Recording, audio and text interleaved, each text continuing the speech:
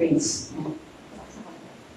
Ayan. So, bago tayo mag-start ng ating prayer meeting ngayong gabi. So, nag-pray ako sa Panginoon ng nakaraan kung ano yung topic, ano yung kailangan i-topic for this very night. And about midnight, bago mag-midnight, nag-pray kasi ako, nag-confession ako that time. And then, naalala ko yung book ni Dr. Alocoya, yung title nga ng message nito tonight, is Power to Bind, Loose, and Spoil in Jesus' name. And isang basahan ko lang siya nung midnight na yon, natapos ko yung libro agad. And after that, although alam ko na talaga yung tungkol sa pag-faith confession, alam ko na yung kung gaano kahalaga na tayo nag-binding and loosing. Pero it's a great reminder, and at the same time, talagang nakita ko lalo yung kahalagahan na bawat Kristiyano talaga dapat alam yung bagay na to. Alam yung power na binigay sa atin ng Panginoon. Yung power na gamitin yung pangalan ni Jesus. And kaya nga yung tip natin for this anniversary is about energize by the Holy Spirit. And yung verse nga sa Ephesians 3:20-21, diba? You now unto Him who is able to do exceedingly abundantly, far above we could ever ask or think, according to the power that is at work within us. So pinag-pray ko sa Panginoon for the next 12 months ng ating church, diba? God willing, kung hindi pa mag-rapture, habang inaantay natin pagbabalik niya, may empower talaga, may energize yung church. Yung kapangyarihan na pinagay sa atin ni Lord, ni Jesus, diba? The Holy Spirit, yung power na meron siya, maranasan talaga natin. So, yung topic natin ngayong gabi is not something na parang common siya. Pero, ito yung bagay na kailangan talaga matutunan ng lahat. So, before we start lang, kasi this hindi siya basta-basta topic lang. Kanta lang tayo ng about sa blood of Jesus. And let's make it a point tonight, talagang seryosohin natin yung mensahe ng Panginoon ngayong gabi, and even sa mga nasa live natin. I really pray na walang mga distraction in the name of Jesus. Talagang mapakinggan natin na maluwalhati ang mensahe ng Panginoon sa gabi ito. So, awitin lang muna natin yung all the blood of Jesus. So, awitin natin ito and let's name it sa kapangyarihan na meron ang dugo ni Jesus. Ayan. So, natarin kayo. Mababa ka sa let's sing a song.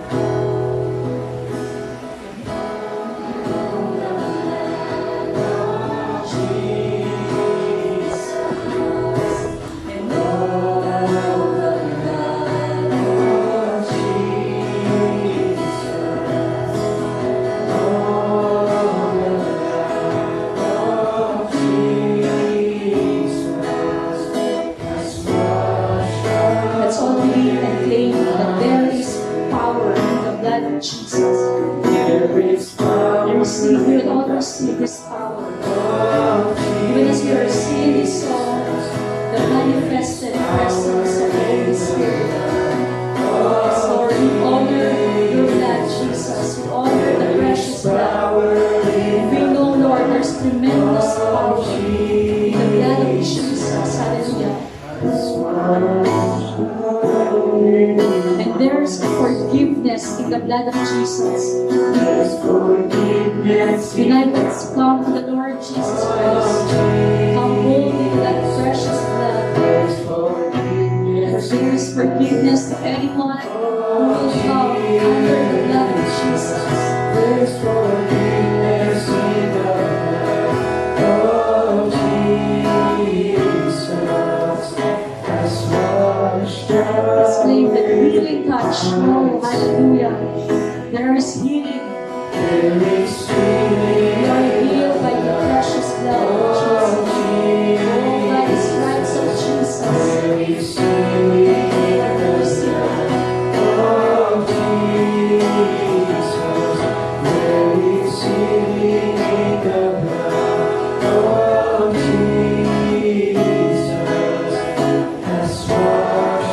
let's declare that there is freedom in the blood of Jesus. It's the blood that sets us free. Hallelujah.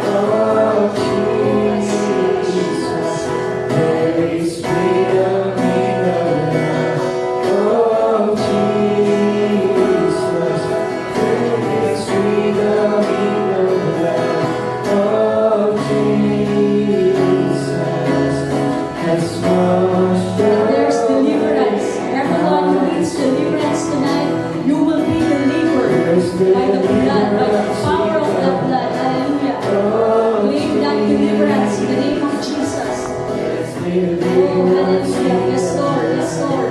Oh, There's been miracles in the blood of Jesus. Has washed for we are away covered my sin. by the blood of Jesus. Lord, I plead the blood of Jesus for everyone in this place, everyone watching and Lord. I plead the blood of Jesus. I apply the blood of Jesus to every ear, Lord. Hallelujah, hallelujah. We are covered by the blood of Jesus. Has washed All away. together, let's thank the Lord for the blood of Jesus. Lord, we thank you for the blood of Jesus. Lord, we thank you for the blood of Jesus. Lord, we thank you for the blood of Jesus. Has washed away For the last time, my sin. oh, the blood of Jesus. Let's marvel, for there is a fountain filled with blood. Hallelujah. Let's come to the powerful blood of Jesus, the blood that never loses its power. Thank you, Lord.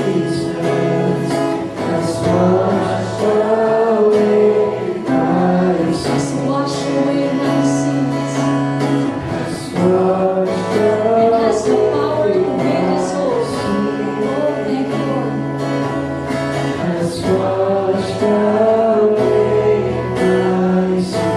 Yes, Lord, Father God Almighty, Lord, we humbly bow down before you, Lord.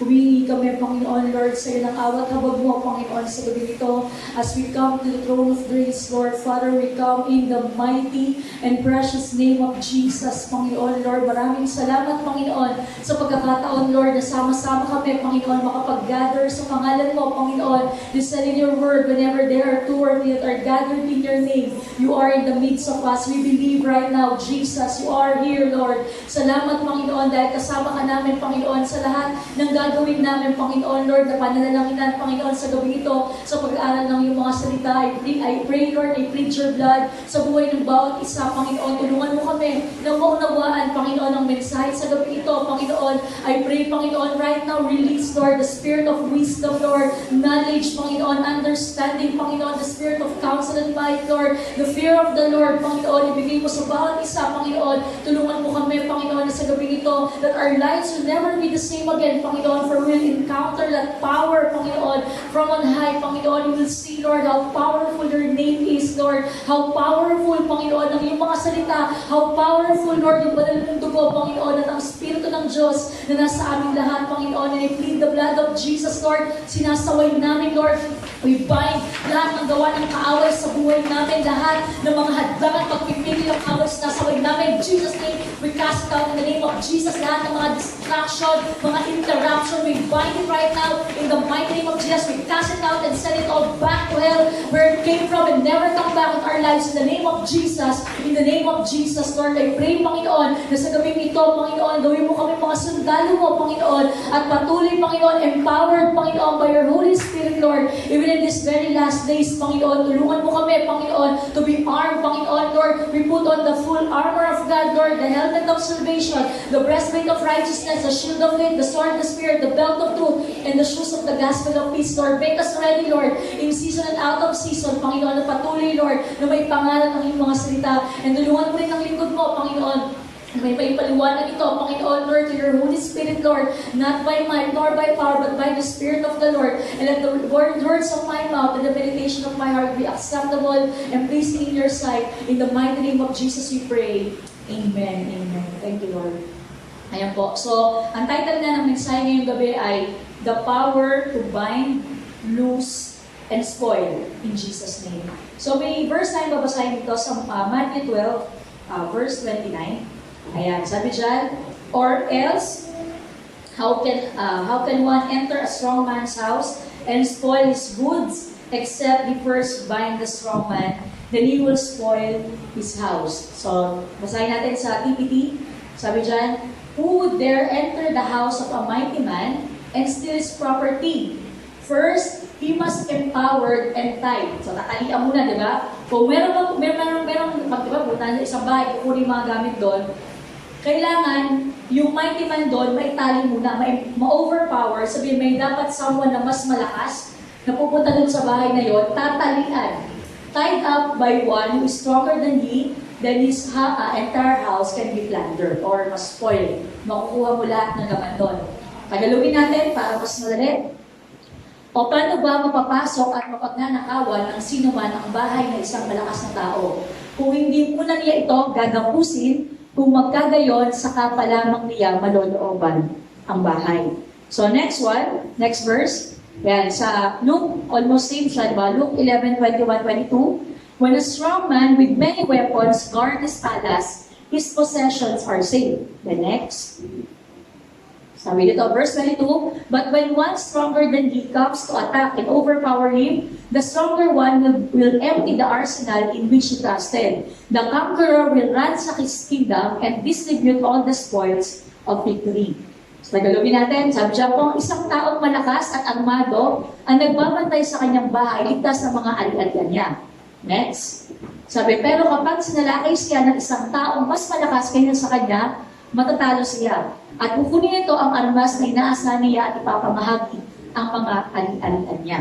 So dito makikita natin sa mga binasa natin, ng mga verses, may mga salitang nag-stand out. Di ba? Sabi siya, sige Jules,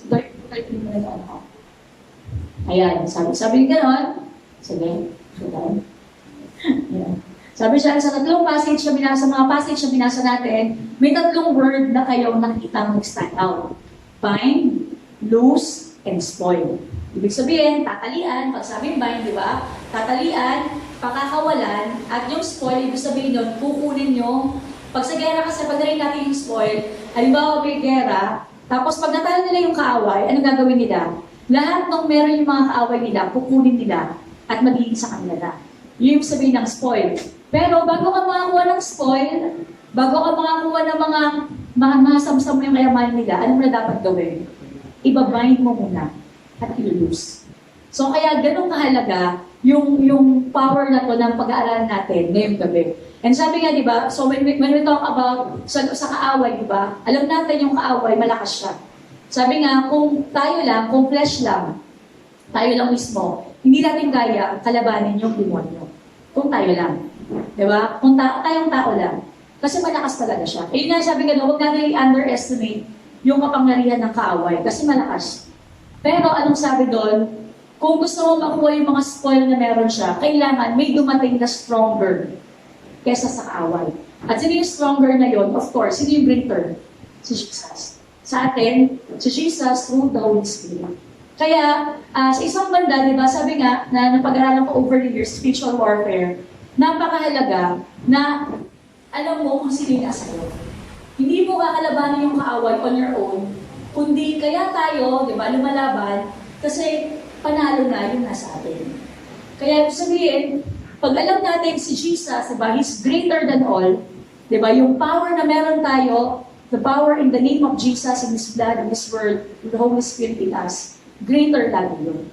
Mas makapangyarihan. Kaya anong gagawin? Itatali siya, ibabind. So kaya punta muna tayo dun sa unang word na gagamitin natin. So ang unang word dyan ay bind. So tatlong points to. Una, bind, loose, the power to bind, to loose, and spoil. So first, let's go to the first one, yung salitang bind.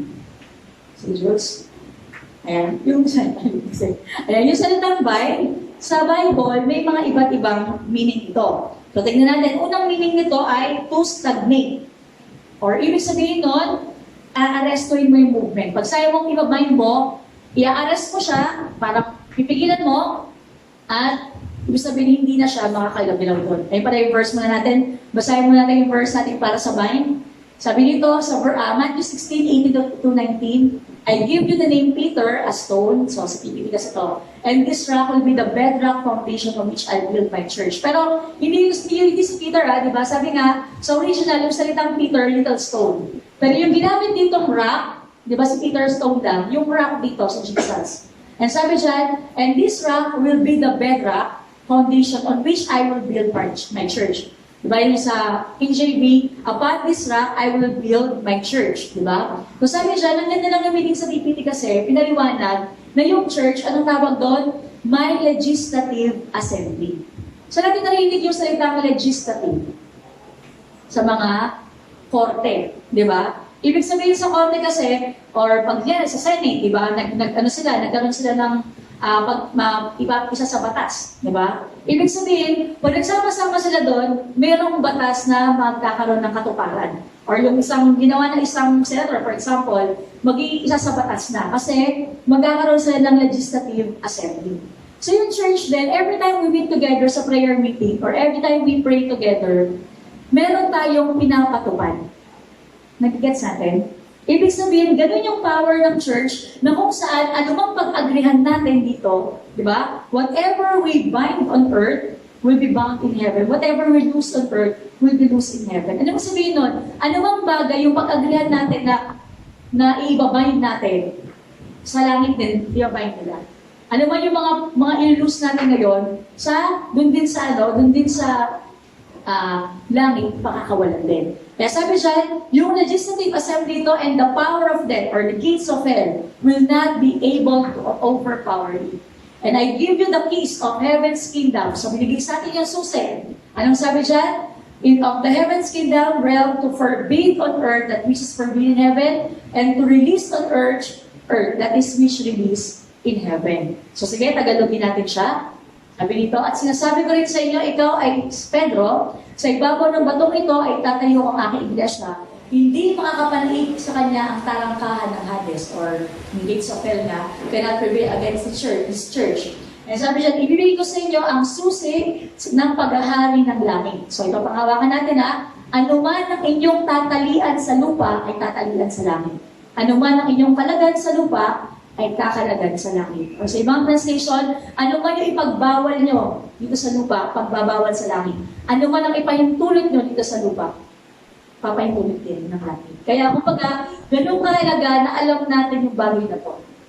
And most people, hindi kasi nila, even Christians, hindi nila alam yung ganitong bagay. Na meron tayong power na binigay si Jesus sa atin in prayer. Magkakaroon tayo ng, meron tayong legislative authority, di ba? Na anumang gawin natin, anumang ipagbawal natin, pagbabawal din. Anumang pakawalan natin, ipahintulot natin, ipapahintulot din. Kaya sabi nga dito, yung meaning nga ng bind, sige, yan natin. Iba't ibang meaning to. Unang-una nga yung stagnate. When we say, I bind, di ba? So, iyan ko lang sa inyo, i-share ko lang, kasi dati nga, 7 years ago, nung nawala si mama, nagkaroon ako ng parang panic attack. Parang nagkaroon ako ng takot. Na hindi ko alam, parang konting mga bagay na natakot na ako.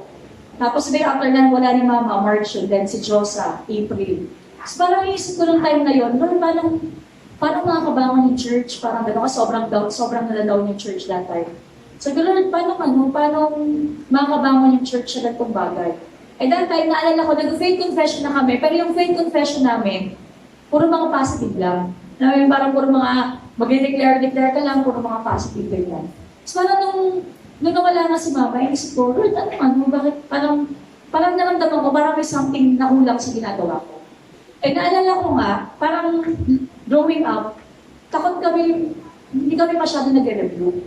Parang, although alam naman namin yun, pero parang medyo takot kami, parang gano'n, parang lumaki kasi gano'ng culture na hindi ka masyado nag-review, parang gano'n. Pero natutunan ko nga to, yung isang gabi na sa sobrang natatakot nga ako. Tapos nag-try lang ako mag-scroll nga sa YouTube, no? Parang how to overcome fear, something ganun tinect ko. Tapos nag-appear nga yung Symmetry. Yung Symmetry, isa siya sa mga grabe talaga siya mag-pray. Talagang, parang alam mo, talagang binasa yung Bible, ganap talaga ng prayer. And meron siyang doon title, Command Your Morning. So ginawa ko, nag-search ako sa internet, gusto ko kasi mahanap yung book niya. Pero ang nakita ko una nag-appear, yung book ni Dr. Olocoya, Daniel Olocoya. And yun nga, ang ministry nila, Mountains of Fire sa Lake Nigeria. And nagulat ako, grabe yung content ng book, puro about sa pag-review. Puro about binding and loosing, ganyan. So parang sabi ko, parang medyo parang kakaiba sa akin to. Hindi ito yung parang kinalakihan ko. Pero sabi ko noon, nung time na first time ako magko-command your morning, kasi gumising ako ng 3 a.m. noon. Tapos meron na akong content, mag-review ako. Parang for the first 1 week, medyo kinikilabutan ako habang ginagawa ko yung command your morning. Parang kinakabahan ako, okay ba talaga to? Parang gano'n. But as you go along, nagulat ako na, oo nga no, bakit nga ba kami natatakot sa kaaway? Eh dapat nga, di ba, yung kaaway yung matakot sa atin because we have someone, di ba, yung nasa atin greater. Yung parang minsan yung mga Christian, takot pag-usapan yung mga tungkol sa mga demonyo, di ba? Ayaw natin i-ano kasi natakot tayo. Pero dapat, maging matapang tayo doon. Kasi greater yung nasa atin. So doon ko na pinag-aralan tungkol sa blood ni Jesus, nag-aralan ko yung kung gano'ng ka-powerful meron nga tayo. Din nakita ko doon, may mga minister din ako na napanood. Sabi nila, every time nga daw na parang igising sila, parang yung kaaway, kumbaga pa nag-pray sila, bugbog sarado na. Kasi lahat ng pwede nilang i-rebuke nila. Ganon sila, every time nag-pray sila, hindi nila hayaang maka-advance yung kaaway sa buhay nila. And di ba naalala nyo nga, yung illustration ni Ate Beck sa prayer, di ba? Kung bawat nila sa atin, lagi nagpe-pray, yung powerful na prayer, di ba? Ano mangyayari, di ba? Kung baga sa isang magkalaban na kampo, pag yung isang kampo, pasabog ng granada, makakalapit pa yung kaaway. Hindi. And kaya ganun kahalaga sa atin na tayo, di ba? Every time na magpe-pray tayo, talagang let's make it a point na hindi lang tayo basta nagpe-pray lang, masabing nag-pray. Kundi make sure, di ba? Kaya ito nga, tuturo natin dito, kailangan matutunan natin itong binding and loosing. And naniniwala ko mga kapatid, ito yung talaga yung kailangan na ng church. For 14 years, mga kapatid, kung gusto natin talaga maranasan yung triumphant Christian living, triumphant church, mga kapatid, ito yung kailangan talaga natin. So kaya, ito nga, anong ibig sabihin when we bind? Diba? Diba narinig nyo ba yun? Diba? Nag-pray tayo, I bind, o ginagapos namin, diba? Yung mga ganun. Kasi si mama narinig ko sa prayer niya dati. Sabi nito, ano ibig sabihin pag nagbabind tayo? Una, to stagnate. Ibig sabihin nga doon, ina-aresto mo yung movement ng isang bagay. So pag inaresto mo na siya, halimbawa sa kriminal, pag na-aresto na siya, pinusasan, makakagalaw pa? Hindi na. Yun ang ibig sabihin ng bind. Ano ba? To paralyze. Sabihin dito, to make evil powers develop, you can make evil powers to develop spiritual stroke. Parang na-stroke, pag sabi natin, I bind you Satan in the name of Jesus. Ito, pinagawa ng kaaway. I bind that sickness in the name of Jesus. Ano mangyayari? Para siya na-stroke, yung kaaway. Ano mangyayari doon, di ba? Na-paralyze siya. Ano ba? To strangulate, or sabihin to squeeze the life out of it. Kapag sinakal, hindi na makakahinga. So parang gano'n, pag every time nag-review tayo, I bind in the name of Jesus, ano bang sakit na yan, para mo siyang sinasakal, para mawala yung buhay. Okay? Ano ba? Pag binabind natin to take captive, di ba? Ano sabihin nun? Kinukuha mo na siya, kinukulong. Nagiging parang slave na siya. Di ba? Kinakapture siya. Ano ba? To entrap, o yan, entangle or to trap, to tie like a goat from hand to feet, to keep it from struggling too much. Di ba yung, parang nanbawa sa goat o sa kambing nga daw, di ba? Pag tinali mo yan, hindi na siya makakagalaw pa. Hindi siya makapunta kahit saan. Ano pa? To make movement hard. Kung halimbawa, yung isang, for example, yung isang kriminal, matapang talaga, di ba? So, inosas na. Makakagalaw man siya, pero mahihirapan na siya. Mahihirapan na kumilos. So, when you say bind, ito yung mga meaning to have a controlling effect. Once na tinali mo yung isang tao, meron ka ng control sa kanya. Diba? Kasi nga, mas makapangyarihan eh, diba? Natalo mo na siya. To choke, ayun nga sabi ko kanina, is out of it. So ano-ano ba dapat sa Christian life natin? Yung mga binabind natin. So ito, ibabind natin to, of course, in the name of Jesus. Napaka-makapangyarihan ng pangalan ni Jesus. Hindi mo yan matatali kung kanino lang pangalan. And later on mamaya, meron akong warning sa bagay na to. Okay, so we'll see, ano daw yung mga binabind? Unang binabind, just go along, lahat ng works of darkness in Jesus' name. Yan, yun nga eh. Nilagyan ko lahat na in Jesus' name, lahat yan. Ano pa mga binabind natin? We bind demon activities and they will not move in Jesus' name. Ano pa? You can bind evil progress and it will stop in Jesus' name. In the name of Jesus, we can bind evil forces, evil thoughts, evil plans, evil imagination, evil strategy, evil plans, evil authorities, satanic prayers, satanic challenge, desire, exploitation, evil decision, evil agreements, evil counsel, evil threats, evil attacks, evil programs, evil debate, design, intelligence, reinforcement, opposition, and dream manipulators in Jesus' name. Sabi nga diba, kung talaga mga kapatid, kung tayo lang daw lahat ay bibigyan, i-open up yung spiritual nating mga mata. Alam nyo, hindi tayo magpapalaro-laro. Kung bubuksan ng Panginoon yung mata natin, makita natin gano'ng kadaming mga demonyo. Ayan, nakita niyo yung mga kailangang ibahin, di ba? Hindi ba malamya yung mga Kristyano at iiyak-iyak lang lagi na parang wala kang pag-asa. Mga kapatid, inuulit ko now is the time. We have the power. The Lord has given us authority to trample all the snakes and scorpions and to overcome lahat, the powers of the enemies. And nothing by any means can hurt us and harm us. Gusto ko lang i-emphasize ano tong dream manipulators. Sabi dito, merong powers, yung sa kaaway, si Jules, na sa panaginip to. Minsan na naginip ka, and dun sa panaginip na yun, kaya ang mahalaga, pag nanaginip tayo, pagising natin, di ba, nagpipray tayo, lalo kung pangit yung panaginip, i-cancel natin yung mga negative dreams, yung mga evil, yung mga nanggugulo sa panaginip natin. Kasi sabi nga, meron daw mga dream manipulators. Sabi ito, ito yung mga powers that show your enemies as your friends and your friends as your enemies in the dream. Ano ibig sabihin yan? Kaya pagising mo, aawayin mo yung mga kaibigan mo at kakampihan mo yung mga kaaway mo dapat. So parang minamanipulate na yung panaginip mo. Parang pwede din iba na naginip.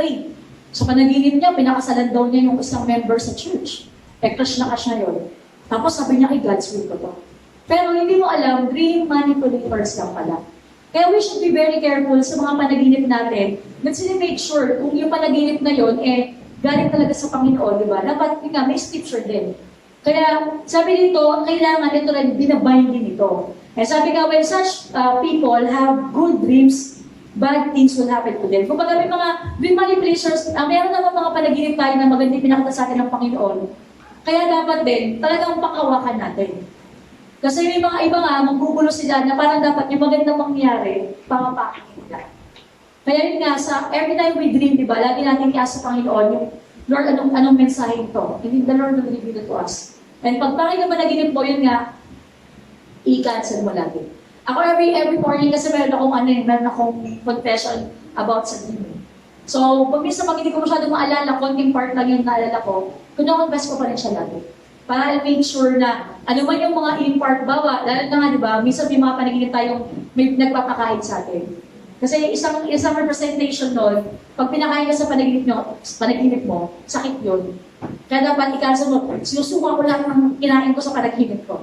In Jesus' name. So, this is something na parang sa iba, anong tinuturo mo? Pero it's true. Kasi, di ba, kahit habang natutulog tayo, hindi naman natutulog talaga yung kaluluwa natin o yung spirit mo. Kaya doon nga mas aktibo Kaya mas maganda nga, bago ka matulog talaga, mag-pray ka. So, yung Lord, kausapin mo ako sa panaginip ko. Kasi gising talaga, doon nga mas nauusap din ng Panginoon through dreams. So, we can have good dreams din at mahilig natin mensahe ng Panginoon. And sabi nga, ano ba daw yung mga dapat nating i-bind? Yan. So, ito, you can bind evil parents in Jesus' name. Alam niyo ba, na merong mga iba, di ba? Meron sila mga fathers and mothers in spiritual world. So, ito yung mga, parang isip natin, mga kwento-kwentong engkanto, mga ganyan. Pero totoo, di ba? Kasi dati, parang iniisip natin, parang lang tayo nanonood ng magandang gabi-bayan na horror edition, di ba? Pero totoo, di ba? May mga ganyan talaga. Kaya di ba, yung mga ibang na-feature sa mga Jessica Soho, di ba, yung mga ganyan, na parang, bakit ganito yung itsura, bukang, parang Shokoy, mga ganon-ganon. Or, kasi meron mga, talaga, nagkaroon sila ng mga affairs sa demonic world. Kaya nagkakaroon ng ganyan. So, kaya minsan lalo nga sa mga probinsya, di ba? Kailangan i-cut off natin yun. Kung halimbawa, ikaw, galing ka talaga, laki kang probinsya, alam mo yung mga, mga gawain ng mga tao dun sa paligid nyo. Pwede yung, meron ka palang lola, nag-ano siya, involved sa mga pagkukulang, ganyan.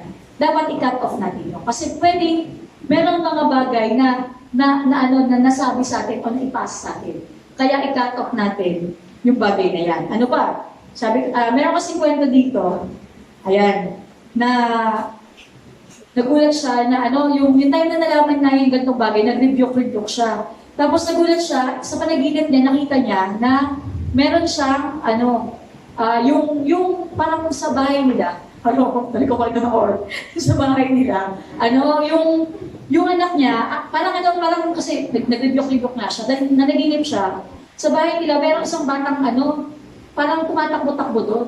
Sabi, hindi ko anak to sabi niya. Tapos paghawak niya sa bata, yung batang yun naging malaki. And yung pala, parang minanirahan doon sa kanila.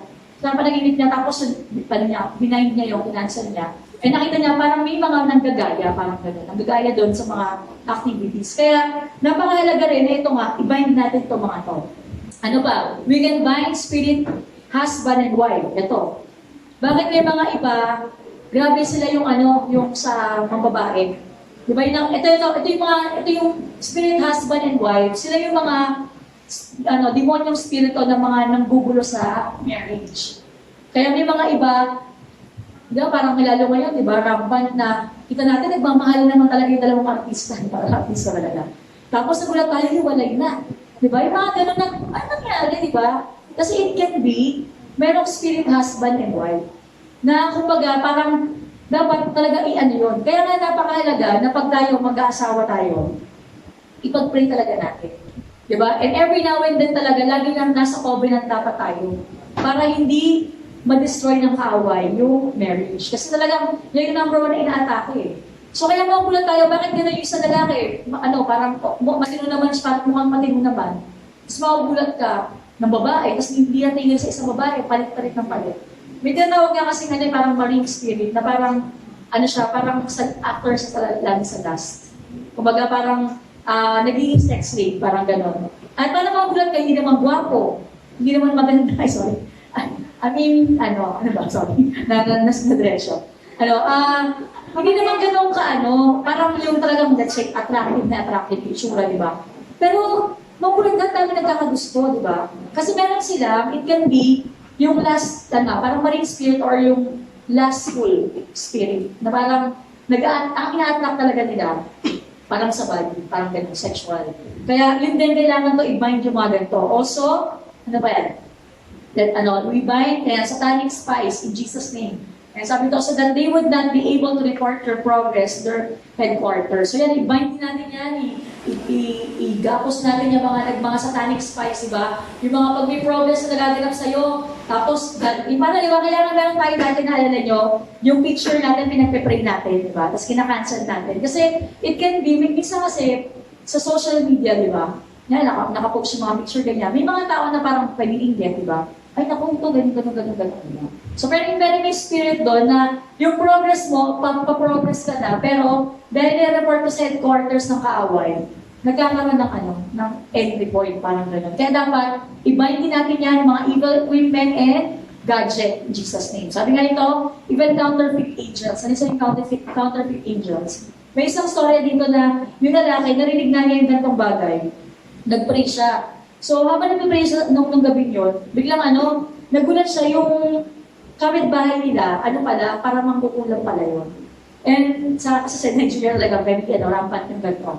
So, ginawa niya kasi, nag-rebuke siya, ganyan. Tapos yung kapitbahay niya, yun nga, mangkukulang.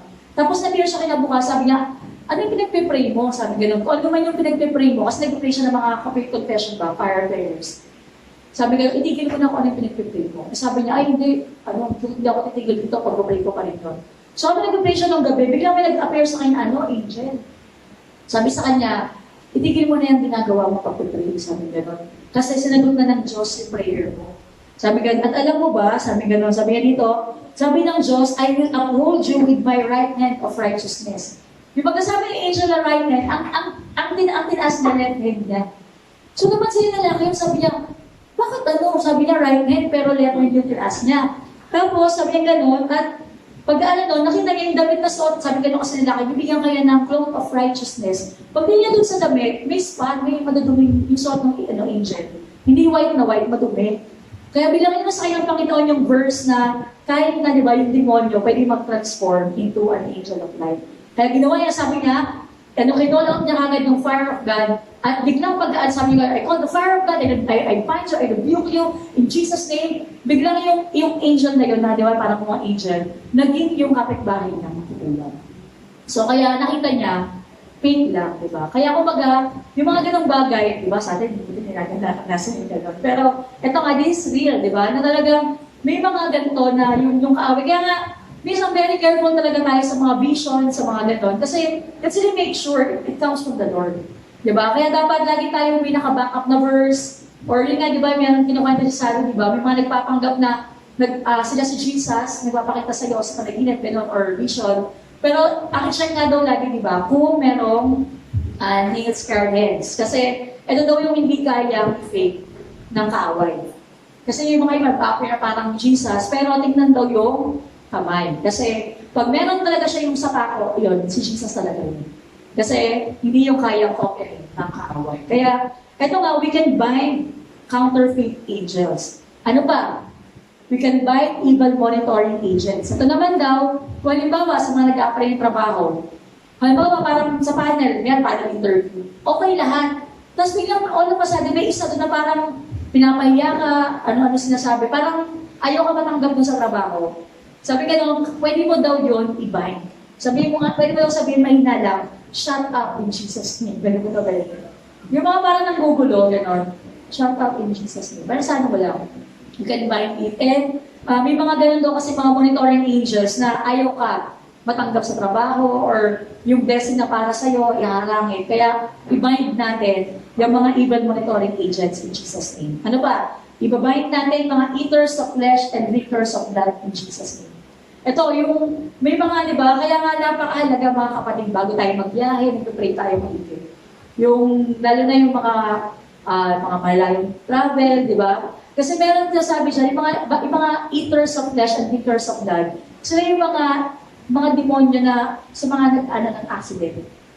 Kumbaga parang gusto nila makain ng flesh ng tao. So may mga accident, yung mga horrible na accident. Yan. Kaya lagi natin i-rebuke yung mga yan. Kasi meron nga kwento dito, parang nag-biyahe daw sila, all of a sudden, nasa harapan nila, biglang nagkaroon ng parang collision.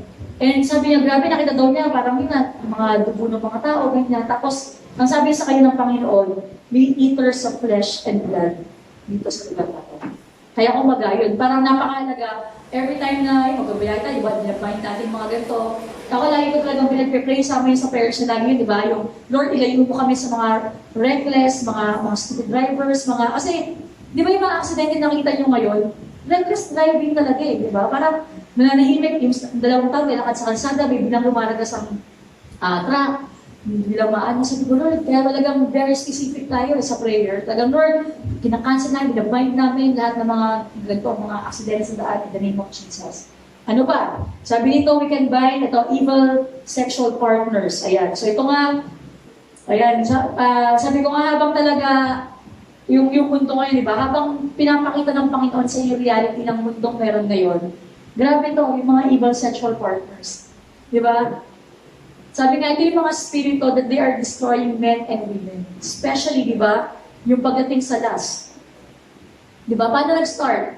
Pornography. Yan yung mga demonyong nandun. Na gusto nila yung mga tao ikayatin ng kahikayati dun sa part nga na mawala yung virginity ng mga tao. And imagine niyo ngayon, di ba? Sabi nga, meron daw ngayon uso, di ba? Lalo sa mga kabataan na sex for gadgets. Ibig sabihin, mga kabataan, wala silang kamalay-malay, di ba? Para makabili sila ng mga laptop, mga cellphone, may meet sila, para mga group chat yun group page na mga kabataan. Actually, ano daw doon involved yung mga kabataan? Yun nga lang, mayayaman ng mga kabataan, as mga parang mahihirap. So para makabili yung bata ng ganitong gadget, may mangyayari sa kanila, and without the knowledge ng bata na parang nagibong, nawala sa kanya yung virginity niya, kapalit, makabili siya ng gadget. Diba? And kung titignan mo nga ngayon yung mga TikTok, diba? grabing kalaswaan. Yung mga step, tingnan nyo lang yung step eh. Kung talagang ano ka, may knowledge ka talaga na yung ginagawa ng kaaway sa mga kabataan or sa mundo ngayon, di ba? Yung mga step, tignan nyo, napaka-sensual. Pag sabi sensual, may part ng body na talagang dapat hindi, parang ang laswa. Yung malaswa talaga. Yun yung ganun dating. Kaya, dapat yan, ibabayin natin yung mga yan.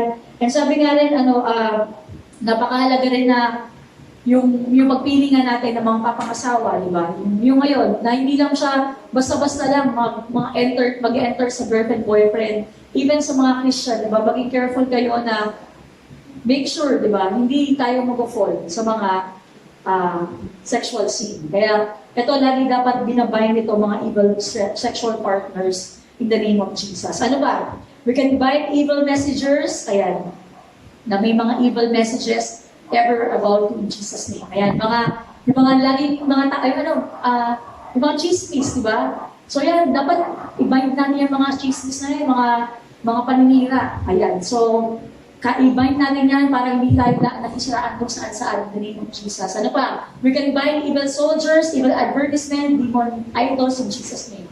Ayan, so lahat ng mga yan, sabi, very short evil beings that carry clouds sent to people at night for destruction. So, kaya, pag sa gabi nga rin, di ba, bago tayo matulog, yan, talagang kakansel natin lahat ng gawa ng kaaway, di ba? Kaya, maganda nga, meron talaga rin kayong commander night. Talagang bago kayo matulog nun, sasaway ko yung mga sunog, sasaway ko yung mga pagnanakaw, yan. And especially yung meron tayong confession na set your environment free. Kayo nga nagpipray ako, pinipipray ko ngayon. And niremind ako ni Lord, lalo na yung mga taga-NHA, di ba? Yung talagang gusto natin mabuksan na yung wall, di ba? Talagang everyday, araw-arawin nyo yung environment, talagang natin, huwag na tayong pumayag na ganito yung ginagawa, di ba? Or yung sa libid. Talagang kapag ngayon, may power tayo i-bind dyan huwag natin pahintulutan di ba? Yung mga ginagawa ng kaaway, hindi na dapat natin pahintulutan yan, di ba? So, ano man yung hindi natin ipagbawalan natin, pagbabawalan sa langit. Diba? In the name of Jesus. Ano ang pahintulot natin, ipapahintulot sa langit sa pangalan ni Jesus. And ano ba? Sabi dito, ayan, may isang story din dito. Meron daw isang habang nagpipray, so kasi umaten nga siya ng nila, Dr. Locoria. So nalaman niya yung mga ganito, dapat pala i-bind yung mga ganito. So that night doon, nagpipray siya, biglang may nag-appear sa kanya na demonyo. Ngayon parang sa panaginip niya. And sabi sa kanya, destroy ka na, wag ka na hindi tatalab sa kanya, nilalagay daw siya. Ako sabi niya, you are already destroyed. Sabi niya, you can't destroy me for I am a child of God. So pinakawakan niya yun. Sabi niya nung kaway, lang ka, tama na ginaganon daw siya, parang minamak ba siya. Sabi niya, you cannot destroy me for I am a child of God. Sabi niya gano'n. Nagulat siya, pag nasabi niya gano'n, biglang yung itsura ng kaaway, nag-weaken. And habang dinutuloy-tuloy niya, dinadeclare niya yung blood ni Jesus, yung pangalan ni Jesus, ang nangyari, yung demonyong yun, na parang ang tapang ng una, nag-shrink hanggang sa naglaho siya. At iutusan nga niya, sabi niya, lumayas ka dito, huwag ka nang babaligtas. Umalipas ng takbo at naglaho. Ano pa, we can bandage distributors. Ayan, so, ito rin, di ba, yung nagkikage sa mga tao. Yan, so ibabind natin yan para hindi tayo hindi tayo matrap. Dapat tayo, di ba? Sabi ng gano'n, bago ka pa i-bind, i-trap ng kaaway, dapat mauna ka na, i-bind siya. Di ba? So ano ba yung term doon? Makalimutan ko na, pero sige, ano ka na mamaya. Kaya sabi nito, you can also bind spirit that impersonate the dead and evil pursuers. Ayan. So may mga iba yung mga nagpapanggap, di ba, na mga loved ones natin. Ayan. So nawala na.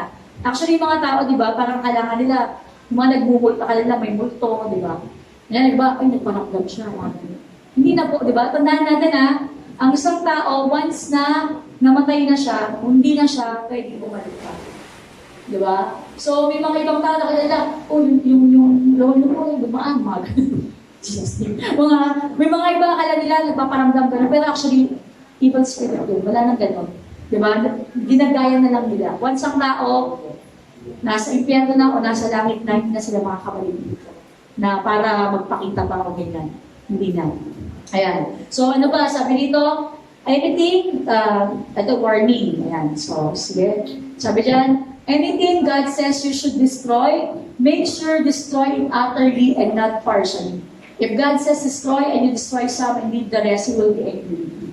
So nalala niyo si King Saul noon, di ba? Bakit talaga siya nawala sa pagiging hari? Sabi kasi ni Lord sa kanya, yung mga Amalekites, dapat ubusin niya. Utterly destroy. Ay anong ginawa ni King Saul? Di ba? Tinira niya yung mga matataba na mga cattle at yung hari. And sabi niya, i-offer na lang daw niya kay Lord. And ang sabi sa kanya, to obey is better than sacrifice. Mga kapatid, pag meron si Lord sa buhay natin, di ba, na ayaw ni Lord magtuloy, di ba, dapat i-bind natin yan, huwag natin partial lang yung pagtali natin sa kasalanan. May nakita nga akong picture, di ba, ano daw bagay na maliit pa lang, pinifeed mo ng kasalanan. Di ba, parang kunyari, sa pusa daw. For example, yung kasalanan parang siyang pusa, pinapakain mo. Alam mo kasalanan to. For example, say, pornography, di ba? Alam mo, mag-start lang yan na parang habang nagtitingin ka sa Facebook, bilang may naglabas dyan na something.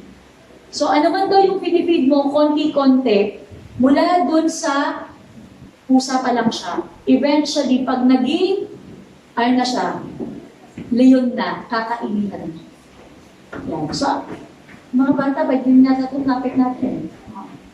Ayan. So, anyway, sabi dito, napakahalaga mga kapatid, na pag meron si Lord, sinasabi sa iyo right now, i-bind mo na. Alian mo na talaga.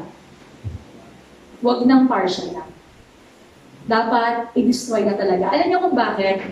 Yung kay King Saul, di ba, sabi ni Lord, i-destroy niya totally yung Amalekite. Alam niyo ba na ang pumatay sa kanya yung end, Amalekite. Di ba?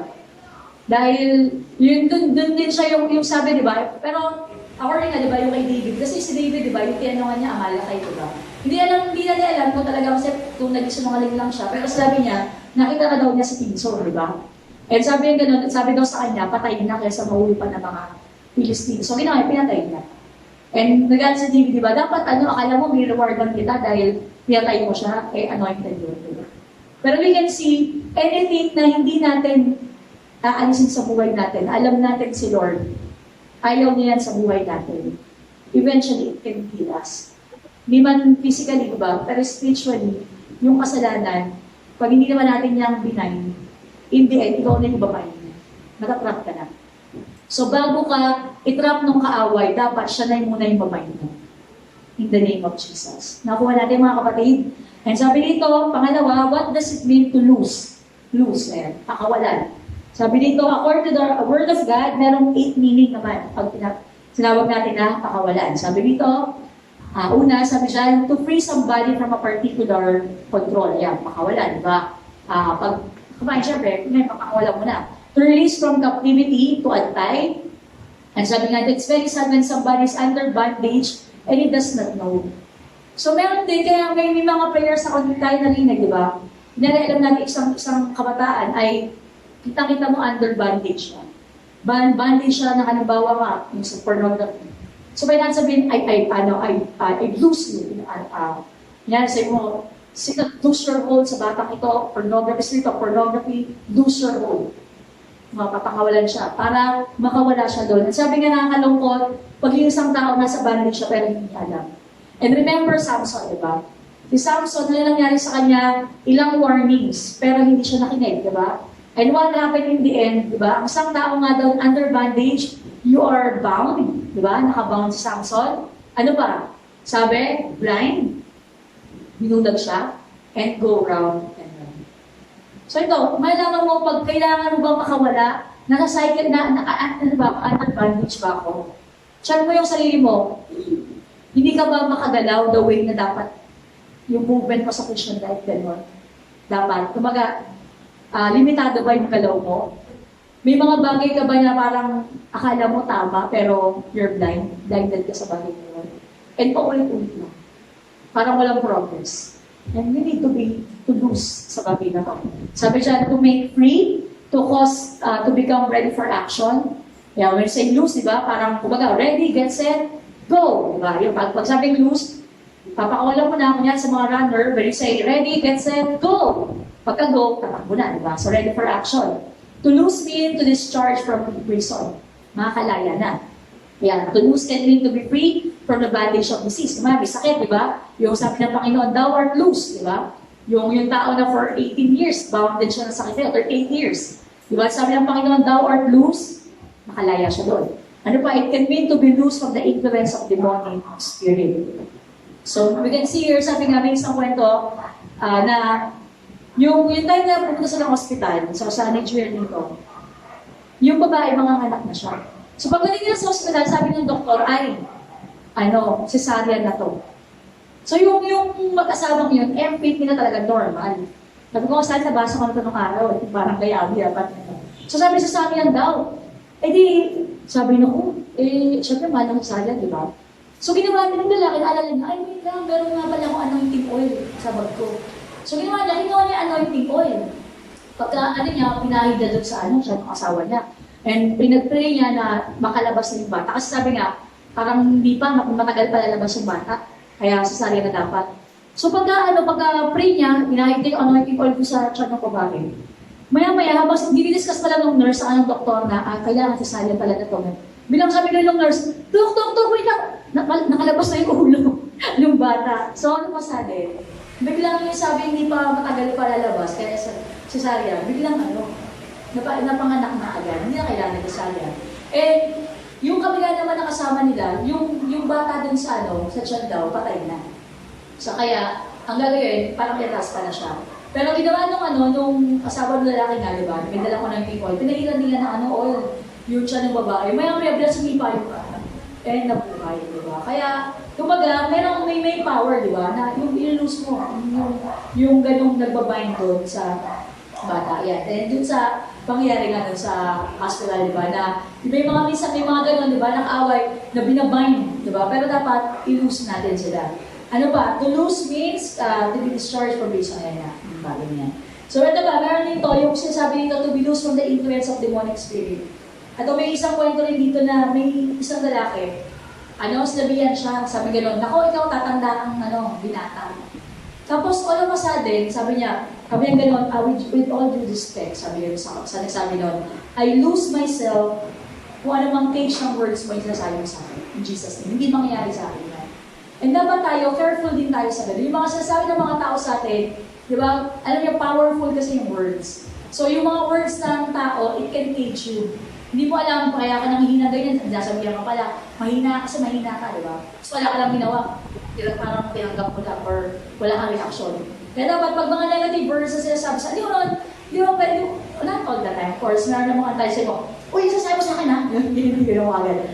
Hindi ako kaya sa ganyan ha? Siyempre pwede mo namang i-add sa mo na I cancel it, I call it null and void. Lord, ano mga pages sinabi niya, I lose myself from that negative words, mga negative confession, in the name of Jesus. Kaya napakahalaga dahil maraming mga soul ng tao, di ba? O maraming buhay ang nakabandage dahil sa mga salitang sinabi sa kanila. Kaya dapat every now and then, di ba, bago tayo matulog, i-cancel natin yun. Lord, pinapakawalan ko yung sarili ko, ano mga sinabi ng mga tao sa akin ngayong araw na to. Ano mga negative words, negative confession, I cancel it, Lord, I lose myself sa lahat ng yun. In Jesus' name. Ano pa? Sige. Mga dapat natin. Ito yung meaning, ano yung mga dapat natin mga ilus sa sarili natin. So yun nga yung una, sige Jules. Ayan, lose yourself from demonic subjection, dahil kanina sinabi ko. The next, ayan, produce yourself from cages of constructed by curses. Ay nga yung mga sinasabi sa atin, mga curses ng mga tao, dapat lagi natin pakawalan yung sarili natin sa bagay na yan. In the name of Jesus. Ayan, kasi may mga iba rin, mga soul ties, di ba? Dapat pakawalan din natin yung sarili natin sa bagay na yan. Kasi may mga ibang tao na hindi sila nakaka-move on sa buhay. It's because meron silang boyfriend or may kaibigan sila dati na meron silang nabuong soul ties. Nasabihan, di ba? Ayan, sila James. Ito mga.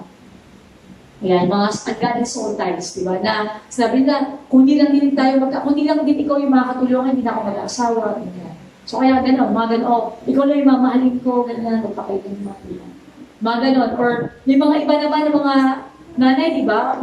Sa mga ancestor before, di ba? Yung sinumpa yung bawa, yung mga magulang, di ba? Na hindi kayo aakong sa inak dahil pinawa mo yan, mga gano'n. So kaya kailangan talaga, yun, ilus natin sarili natin sa mga confession na yun. Kaya kasi marami talaga mga tao, lalo na pag parents na nagsabi, di ba? Powerful din lalo. Pronouncement nila sa mga anak nila, di ba? Yung anak mo to, ang BO-BO, di ba? Naging ganun. Kaya dapat tayo, lagi natin i-cancel o lose sa sarili natin sa mga ganyang bagay. In the name of Jesus. Ayan, ano pa? Sabi nito, you can lose yourself from demonic grips and hold in the name of Jesus. And lose your hold in our lives sa mga hinahawakan nila sa buhay natin. Ano ba? Sabi nito, lose yourself from bondage in Jesus' name. Ano ba? Isang form doon ng bandage, ito nilagay ko dito. Sige. Choose yan sa spell and verse. Meron dito kasi, pag ang isang Kristiyano daw, ay ito, yung mahilig matulog. Diba? Nasa bandage din yun eh.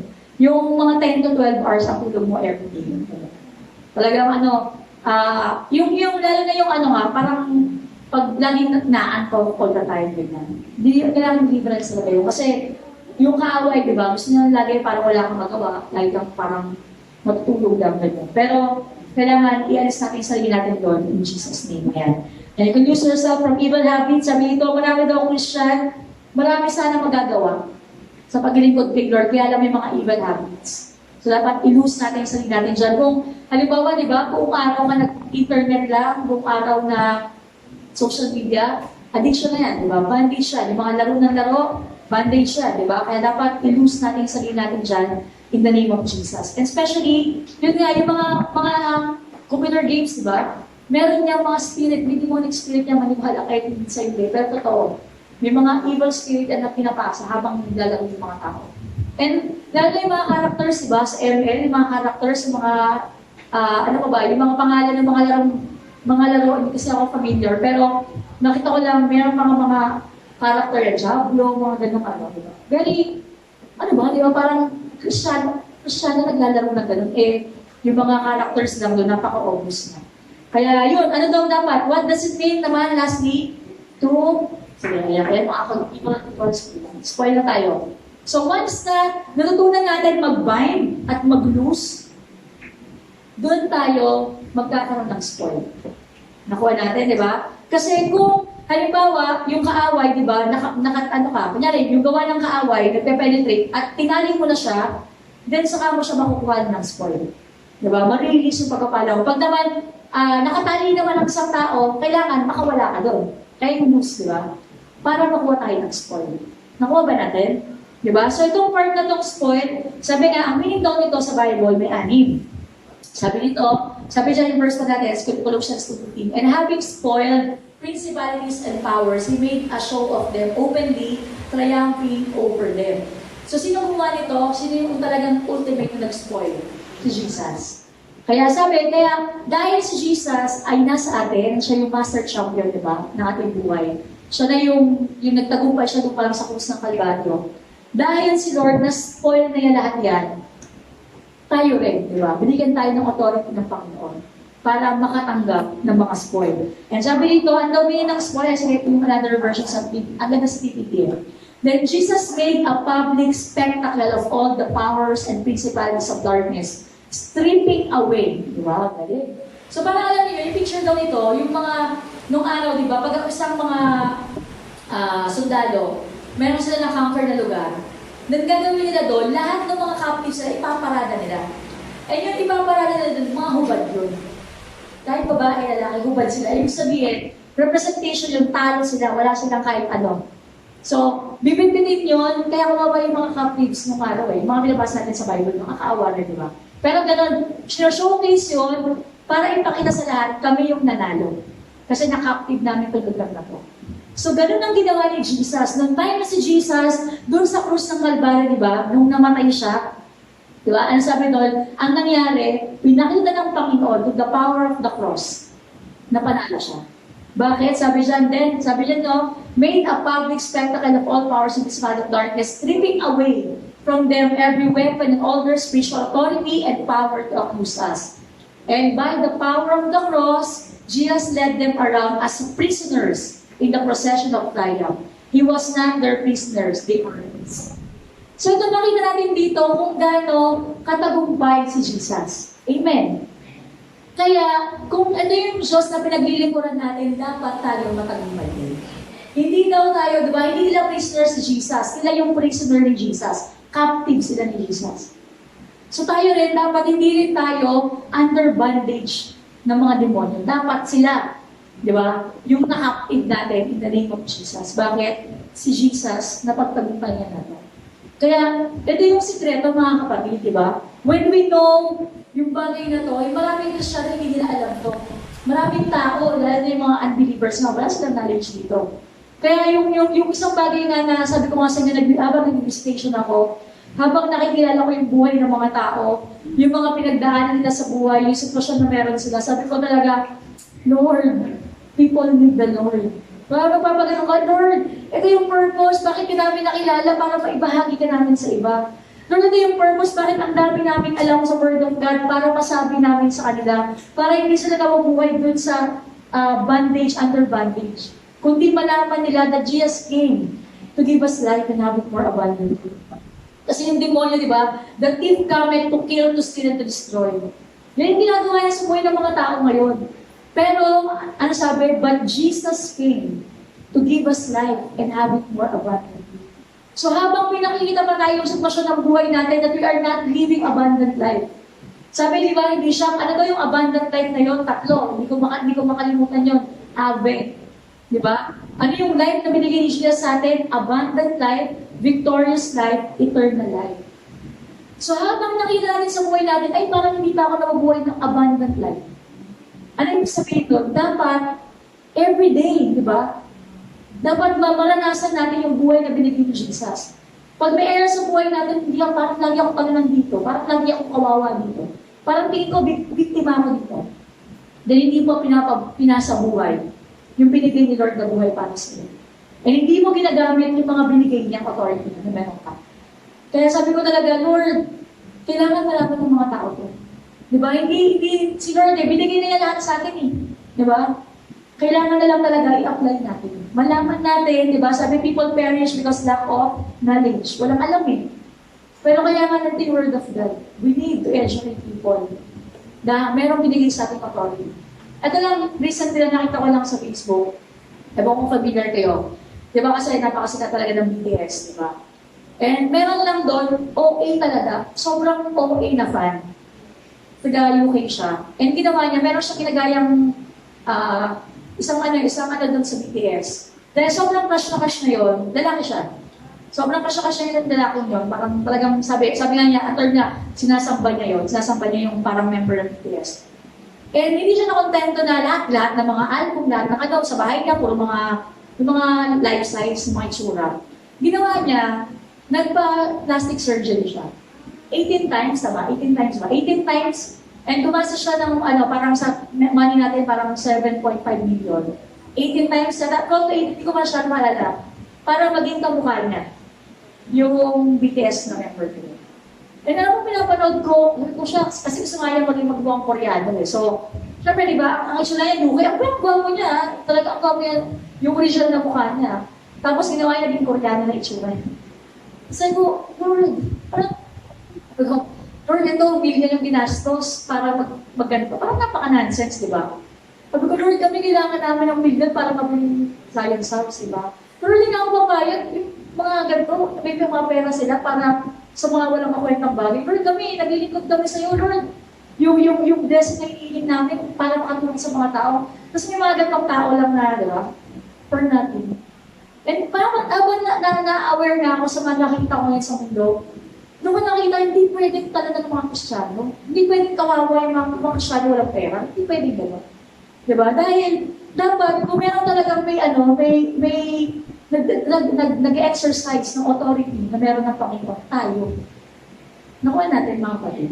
Kung meron dapat nakatanggap ng mga spoil, mga Kristiyano. And kaya ito yung sikreto. Ito yung kailangan natin mga kapatid. Ma-awaken tayo. Na huwag na tayong pumayag na parang sabi ko, Lord, hanggang may oras pa. Hanggang nandito pa kami sa lupa, Lord, hanggang di ka pa dumanating, Lord, bigyan mo kami ng pagkakataon makapag-win as many souls as we can. Kaya nga diba, hindi na to yung oras na magpalamya-lamya pa tayo, oras para mag-backslide pa, hindi na. We are getting closer and closer to the end. Alam niyo kung bakit na lang tayo nandito, bakit hindi pa dumarating si Jesus? Bakit parang nade-delay pa? Kasi may mga loved ones pa tayo, may mga tao pang kailangan makatanggap ng kaligtasan. And inisip natin, baka parang konti na lang yung oras. Pero alam niyo, di ba, kahit isa, di ba? Hanggang meron pang tumatawag sa pangalan ni Jesus. Si Lord, concerned pa rin siya doon. Kaya huwag tayo mag-stop, di ba? And ito nga, sabi nga, ano daw yung mga i-spoil natin? Sige. Sabi ito, what does it mean to spoil? Ayan. Sabi dyan, to spoil can mean to strip an enemy of his weapon. Di ba? Yung mga, yung bagay na ginagamit niya against us, di ba? I-strip natin sa kanya yun, gaya ng ginawa ni Jesus. Kukunin natin kung ano yung mga binabalay na sa atin, di ba? I-add natin yun. I-strip natin sa kanya para hindi niya gamitin na weapon sa atin. Dahil na, mostly na ginagawa ng kaaway kasi weapon sa mga Kristyano, yung accusation, di ba? Yung accuse ka niya sa Pasko, ganyan, mga ginawa mo, talaga bang Kristiyano ka na, bakit kailang ganyan. Pero it's very important that we know the blood of Jesus. Kasi once nga, na yung nakaraan mo, hindi mo talaga ng tawad kay Lord. Particular sin, hindi mo ng tawad kay Lord yan. And alam mo, pinatawad ka ng Panginoon. Pag binabalik ng kaaway sa'yo, ginagamit ng weapon yon para huwag kang maglingkod sa Panginoon. Yun, kailangan iyan mo yun. Hindi ka napapayag doon. Diba? It's covered by the blood. It's under the blood of Jesus. Pass na yan, strip mo siya ng weapon yun. Sabi nga, i-remind nga daw yung kaaway sa future na talaga na siya. It means, ano ba? It can mean to see something, di ba? Kunin. It can mean to snatch away. To spoil can mean to lead captives. Ayun nga, yung parang sabi ko kanina, pag may natalo silang kalaban, di ba? Kinukuha nila lahat. Di ba yung basa natin sa yung mga Israelita? Pag meron sa nakangur na lugar na isang lugar, lahat ng meron yung pa-plunder nila. So paghahatian nila. Di ba? So ganun yun. Pag natalo, di ba, yung isang when we say spoil, ano ba yung mga belongings sila kukunin na? To spoil can mean to seize by force. Ayan, alam natin din, di ba? Na sa kingdom of God, di ba, we take it by force. So, kung alam mo yung isang bagay, it belongs to you, tapos ninanakaw ng kaaway, huwag kang pumayag, di ba? Kailangan, you take it by force. Hindi, sa amin to eh. Di ba? Ano ba yung sa atin? Sa atin ang healing, di ba? Sa atin yung mga pangako ng Panginoon sa Bible na nabasa natin, di ba? Dapat talaga, i-claim natin yan. Na ninanakaw ng kaaway sa atin yung joy of the Lord. Joy of the Lord sa buhay natin, di ba? Huwag tayong pumayag, di ba? Kailangan, di ba, talagang i-take natin yan. And ano pa, it can mean to strip one's garments off to the point of complete nakedness. So yun nga, di ba? Hinupakan, di ba? Ganun yung ginawa ni Jesus sa mga kaaway. Kaya, ano din ba dapat daw yung mga spoil natin as Christians? Ito, sabi, you spoil satanic agents and evil weapons. Ayan. Ano pa, you spoil satanic agents guiding evil banks. O, yung mga bagay na yung mga blessing na dapat tanggap natin, ba? Mga financial blessing na kinikage ng kaaway, parang ayaw, parang, di ba, may mga ganun na parang may blessing ka na, may nakikishare sa blessing mo, na parang laging parang iuubos lagi, di ba? Yung finances. So, dapat yun, strict mo sila doon. Kumbaga, huwag kang pumayag. Ayan. Sige, Diyos, naman. Yung mga dapat natin i-strip, ayan. Yung mga iba rin na, kumukuha ng crown. Ayan, dapat i-alis din. Sabi dyan, we can spoil crown wearers. Ayan, we are to spoil their crown. Yung mga nag-ahari-harian sa buhay natin. Diba? Na hindi dapat sila yung maghari, diba? Ang dapat naghahari sa buhay natin si Jesus. Pero meron mga idols, diba, na sila yung naghahari sa atin. Dapat, huwag natin hayaan. Take away their crowns sa buhay natin in Jesus' name. Ano ba? We are to spoil satanic warehouse, banks, and cages. Ngayon, yung sabi ko sa inyo, di ba, ang prophecy nga, di ba, nasa Bible din naman yung magkakaroon ng great wealth transfer. Yung mga kayamanan ng wicked, matatransfer yan sa mga righteous. So, dapat i-claim natin yan na, Lord, it's time. Di ba? Talagang, kailangan talaga, maranasan ng church yung prosperity na nais ng Panginoon sa atin. And of course, di ba, bakit nga daw minsan hindi pa dumating yung prosperity? Kasi may attitude, may character tayo ni Lord.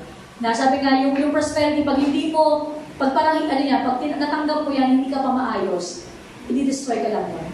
Kaya yun nga yung mahalaga, kailangan yung prosperity, mauunang-una dapat ang intimacy kay Lord. Hindi ka magpapasunod kasi you cannot serve two masters, di ba? And anyway, i-discuss ko yun sa susunod. And eto nga, why do we have? Sabi siya, why do we have to bind, loose, and spoil? Bakit kailangan natin itong gawin bilang mga Kristiyano? And sabi nga, sige, please, ilang. Yan. To prevent us from being defeated by the devil, we either fight or we perish. Mga kapatid, nandito tayo sa panahon, di ba? As we are coming to the closing times na to, malapit na dumating si Lord talaga. Grabe na, di ba, yung kasamaan. Remember nung tayo, di ba, sabi, ang pagdating ng Panginoon kagaya ng days ni Noah at ni Lot, ano makikita natin na parehas? Grabe yung kasamaan sa mundo. Grabe yung violence, grabe yung wickedness. And we can see, praise God, di ba? Kumbaga, sa Pilipinas, medyo hindi pa gano'n, di ba? Pero when you look at the news all around the world, grabe yung lawlessness. Wala na silang sinusunod na batas, di ba? Hindi sila nagpapaawat sa mga pulis, sa mga brutal, di ba? And grabe yung wickedness, di ba? Yung rampant, di ba, ng LGBT community, yung sodomy, di ba? Grabe.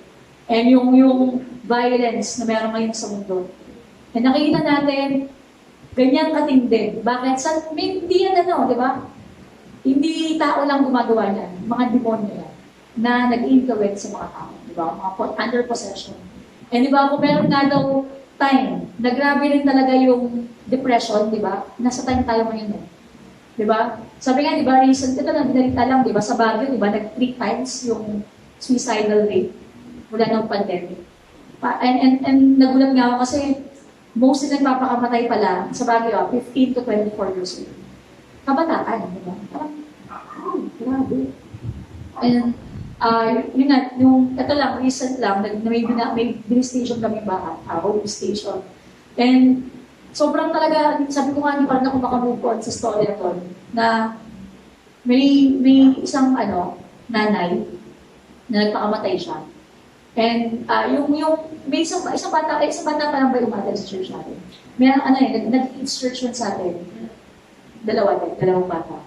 Na yung nalaman ko yung story ng buhay nila, talagang niyakap ko yung mga bata. Sobrang nahabag ako. Na yung nanay nila, nagpakamatay, 20 years old. And naiwan, 3 silang magkakapatid. Na mga bata pa, so parang kaedad lang ni Gab yung panganay. 9 years old nito. Parang sabi ko, Lord, kasi yung story is na-depressed dahil parang iniwan siya ng lalaki, gano'n. And sabi ko, Lord, grabe, parang ang isang ba kasi sa akin doon is nakita mismo ng bata na nakahanginan. Parang gano'n ka-traumatic, di ba? Parang yung mga bata na mga hina-handle natin ngayon, yung mga gano'n pala silang ang mga gano'ng pinagdaanan. And parang sabi ko, Lord, ito talaga yung panahon na kami mga Kristiyano, di ba? Kaya natin alam yung bagay na to, di ba? Sabi nga ni Ate Beth, hindi lang tayo dapat matigil na we are sons and daughters. Ano dapat? Soldier. Di ba? Sundalo. Na kung saan, di ba? Habang nandito tayo sa mundo, di ba? Talagang i-enforce natin yung victory ng Panginoon. Tandaan natin na, we are not fighting to win. We are fighting dahil panalo na tayo. Diba? Ang kaibahan lang, diba? Ang ginagawa natin, ini-enforce, pinapatupad natin yung victory ni Jesus. Hindi natin lalabanan yung kaaway para manalo tayo, hindi, panalo na tayo. Pinapatupad natin, sinasabi natin, ito yung ginawa ni Jesus, ito yung dapat mangyari. Diba? He came to give us life and have it more abundantly. Diba? Dapat maranasan ng mga tao yung abundant life, yung victorious life. Yung eternal life. And sabi nga, kung hindi tayo nalaban, we'll perish. Bakit dapat alam natin itong binding, loosing, and spoil to prevent us from being defeated. Sabi nga, nakakalungkot daw ngayon, maraming Kristiyano, they are seduced by spirit of lust. Diba? Bakit? Kasi inaalaw nila, hindi nila binabay, hindi nila rebuke, ine-entertain pa nila yung demonyo. Ano ba? Sabi, marami mga Kristiyano are attacked. Di ba? Na-attack sila successfully. Marami mga Kristiyano na rin, di ba? Depressed or discouraged. Dapat hindi daw gano'n, di ba? Of course, hindi ko sinasabi, may mga period talaga, di ba? Sabi ko nga, disappointment. Di ba? Hindi naman maiwasan yun eh. Disappoint tayo, na-frustrate tayo. Pero yung magpakalugmok ka, choice mo yun. Di ba? Kasi may mga pangyayari sa buhay natin, talagang nadadown tayo, di ba? Nakakadown yung mga ano. Pero yung manatili kang knockout, Choice mo yun. Na-knockdown tayo, di ba? Pero babangon ka pa rin. Di ba? Amen? Kaya hindi tayo papayag na gano'n na lang, di ba? And sabi nga, marami mga Kristiyano na influenced and controlled by the enemy, di ba? Dapat hindi, di ba? Sabi dyan, this is why we should say that a true Christian is not known in the church but at home. Balik mo, Luis, balik mo. Sabi nito, ang isang Kristiyano, makikita siya talaga kung totoo siya, hindi sa church, kundi sa bahay. Dahil ang unang laban saan? Sa bahay.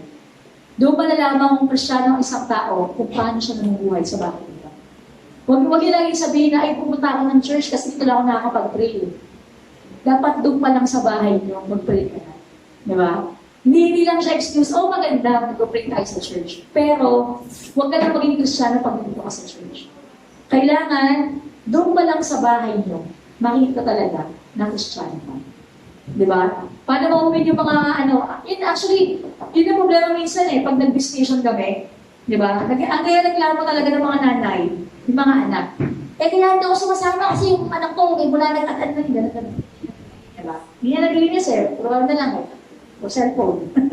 Diba? So kaya mga kapatid, sabi dyan, what a person does when his or her pastor is not there or leader is what matters. Madali magpanggap na Kristiyano dito sa church, pray-pray ka, diba? Pero yung totoong ikaw pag mag-isa ka. Diba? Kaya tayo magpanggap dito na prayerful tayo, ganyan, Bible addict tayo. Pero sa bahay, kamusta? Doon ang talaga. Kaya yung kaaway, di ba? Doon siya kumata. Kaya dapat, careful tayo doon at gawin talaga natin. And sabi nga, why do many fail to bind, loose, and spoil? Bakit daw marami hindi nagagawa ito? Ito, yung warning sa atin. Sabi, because many Christians are prisoners to themselves. Bandage sila ng sarili nila. Sabi, ano daw ang bandage? It is the inability to begin what you should begin and stop what you should stop. Paano ba sabing under bandage ang isang tao? Pag meron siyang gustong simulan pero hindi niya magawa. Pag meron siyang gustong i-stop na sa buhay niya pero hindi niya magawa. Bandage yun. So dapat, i-bind mo yung nagbabind sa'yo, baka wala ka din. In the name of Jesus. And ano yung nagbabind sa atin? Yung kasalanan. Diba? Ito talaga Sabi ko nga, ang isa pala talagang effect ng kasalanan sa tao, humihina yung confidence mo. Diba?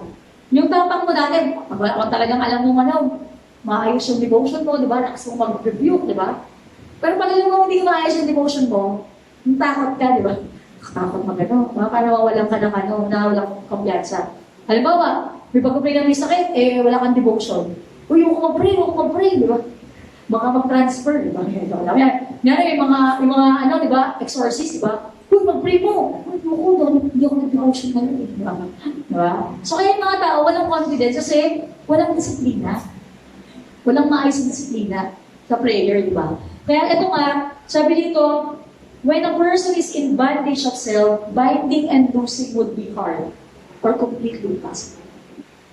Kaya mga kapatid, di ba? Kung gusto natin maging matagumpay talaga tayong Kristiyano, sa sarili pa lang natin, mag-binding and loosing na tayo, di ba? Makakuwala na tayo sa mga bagay dapat hindi na natin talaga nasa buhay natin. Sabi nito, for example, ano daw? If you are anger in your spirit, magalit ka, di ba? May bitterness sa puso mo, nahirapan ka mag-bind, di ba? Katawan naman ang kaaway, di ba? Kasi galit ka, di ba? May ka sa puso mo. May hindi ka pa napapatawad ng mga tao, di ba? Sabi nito, for example, you have anger. Ayan, sabi dyan, if you are difficult to forgive others, you are playing with your life. Jealousy and envy are problems that are render one powerless. Pag daw, yan, mga jealousy and envy pala, problema daw ng sarili yan na nagiging powerless tayo. Pag naingit tayo sa iba, nagsiselos tayo, sa paglagas, ganyan, yan. Yun.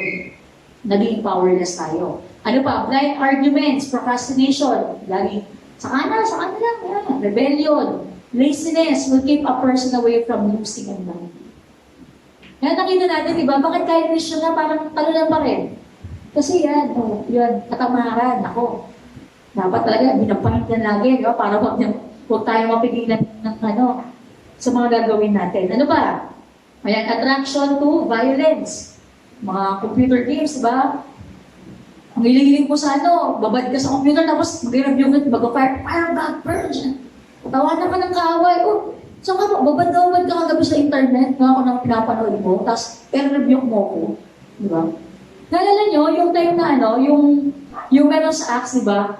Yung sabi niya, di ba, nire-review niya yung kaaway sa pangalan daw na ginagamit ni Paul, di ba? Ay, Paul ba? Peter. Apostle Paul, ba? Sabi niya, kailan ko si Paul, kailan ko si Peter, diba? Sino ka? So, anong nangyari? Yung instant na, yung nire-review ka doon ng mga under demon possessed, pumunta sa kanya. Tapos, di ba, in the end, tumakbo siya na agent siya, di ba, sila. Dahil nga, wala siya kasi sabi naman dito kay Dr. Locoya, yung mga demonyo daw pala, parang sa spiritual realm, para daw tayo ng x-ray, nakikita nila yung level ng fire na meron ka. So pag ang link lang ng fire mo, natatawa sila. Pag todo, ka-review ka, pero wala naman talagang fire. Natatawa lang sila. Kumbaga parang walang effect. Kaya, ganun kahalaga mga kapatid, di ba? Every day, talagang we are asking Holy Spirit, give me oil in my life. Keep it burning. Humingi tayo lagi ng tawad sa Panginoon sa mga kasalanan natin, di ba? And yung mga bagay na sabi dyan, yan, yung mga uncontrollable temper, constant worry, anxiety, sleeplessness. Etong sleeplessness, di ba? Ngayon, di ba, mga maraming kabataan, even sa church natin, di ba, nabalitaan ko, mga hindi na natutulog. Di ba? Mga kapatid, i-rebuke niyo yan. Di ba? Hindi tama yan. Para na hindi kayo natulog sa gabi. Di ba? Yung ginagawa niyo. Di ba? So, mas active yung ng kaaway doon. And sabi ni Lord, di ba, kahit sa Bible na, binibigyan niya yung mga anak niya ng beloved sleep, di ba? So, mahalaga matulog tayo kung gusto natin, may maraming magawa kay Lord. Kasi, one thing na ginagawa ng sleeplessness, kaya ka laging yamot, laging kang galit. Ang gusto mo, ang init agad ng ulo mo, kasi wala ka nagtulog eh. Ang isang tao kulang sa tulog, hindi nag-function maybe yung brain.